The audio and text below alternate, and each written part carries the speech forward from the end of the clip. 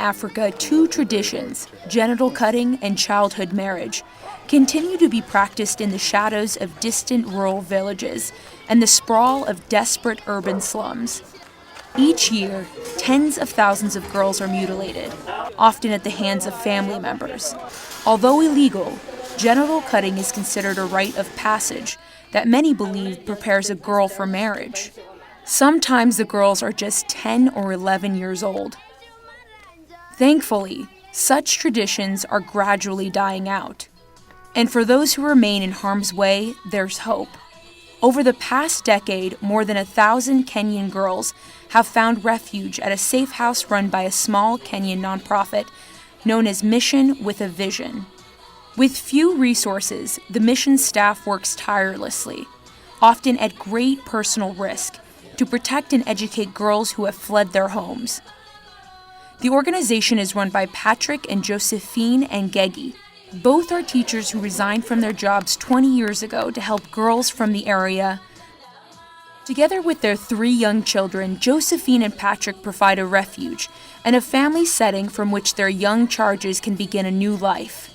Most often, the girls are brought to the safe house by the police or by the Children's Services Department.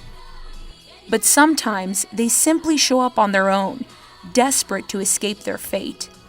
Once at the safe house, they're fed, given new clothes, medical attention, and perhaps most importantly, made to feel welcome by other residents, girls just like themselves. The safe house is not the end of the road, Patrick explains. It's the beginning of a new journey that starts with an education. The girls' stories are often horrific, not for the weak at heart, but at the same time a tribute to human resilience. One such girl, Josephine Rotikin, was just 13 when her family arranged for her to be married to an older man, a stranger she had never met. When she refused, she took refuge at a safe house, and in time received a scholarship for boarding school. She is one of the lucky ones. Even so, Josephine continues to pursue her studies, and her intention is to become one of Kenya's great lawyers and provide free legal services to the mission and to girls like herself. Here is Josephine in her own words. This year I will be clearing my 4th year, and after that I'll proceed to my School of Law, which will take 1.5 years, and I'll become a lawyer. When I clear my school, I'll contribute so much to my level best to this family, because it really played a very big role in my life. It has helped me in my spiritual life, in my emotional life, in my social life, in my academic field, in every aspect of my life. So maybe one day I'll sponsor at least 1 or 2 or even more kids. So I'm very happy. One of the girls that Josephine is helping is Emily. We met Emily and her grandmother on the day that she first enrolled in high school. For an African girl, going to school is still relatively rare. But thanks to the mission, girls like Emily are being given the helping hand they need to move ahead in life. Now I'm in Masai Girls High School. This is where we are now. I'm joining Form 1, and I trust and I know I'll do my best. I'll try and work hard so that I can get a bright future. I really thank Mission with a Vision. They bring me far. Very, very overjoyed for her girl to be able to go to school.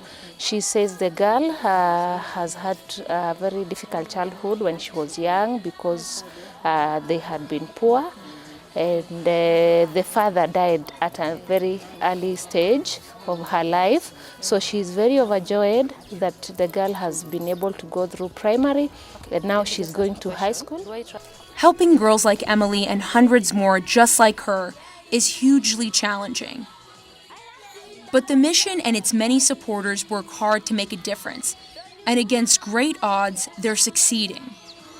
The mission receives support from its many friends living abroad, but continues to struggle to meet the demand. It also works to generate its own funds from its farm, a 4-acre plot located near the safe house.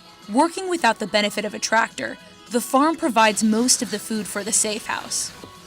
And its poultry and fish farm produces cash income needed to pay basic expenses and send many of the girls to school. In 2016, the mission supported 118 girls, 65 of whom live in the safe house. And happily, 53 reconciled with their parents. Even so, the mission continues to pay for the girls' school fees and works to ensure that they don't drop out. To keep this work going, we hope you'll consider making a tax-deductible donation to African Children's Haven, a nonprofit in the United States that raises funds for the mission.